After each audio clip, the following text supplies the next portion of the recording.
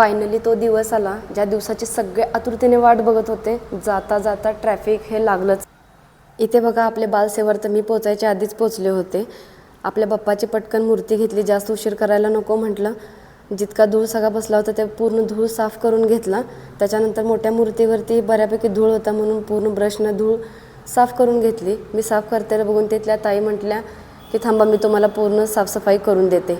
मग त्यांनी आपल्याला सगळ्या चांगल्या पद्धतीनं त्याची धूळ जी काही होती ती काढून दिली आणि आपल्या सगळ्यांनी मिळून ती मूर्ती उचलून बाप्पाचा जयघोष करत करत आम्ही ती मूर्ती गाडीमध्ये ठेवली.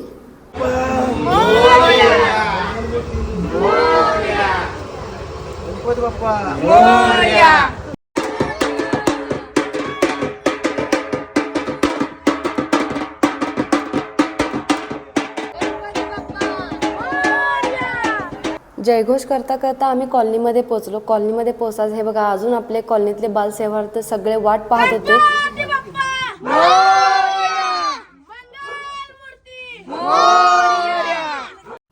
जास्त वेळ न घालवता मी आणि काकाने हातभार करून गणपती बाप्पांची मूर्ती बाहेर घेतली आणि मग मंडपात दादा आणि विनोद थांबले होते तर त्यांच्या हातामध्ये ती मूर्ती दिली.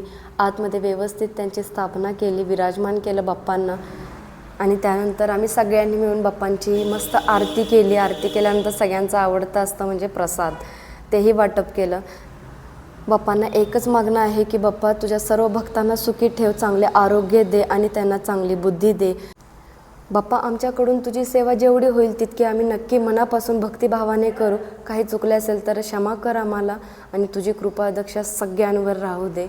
गणपती बाप्पा मोरया. बाप्पाची मूर्ती कशी वाटली हे नक्कीच मला कमेंट करून सांगा. धन्यवाद.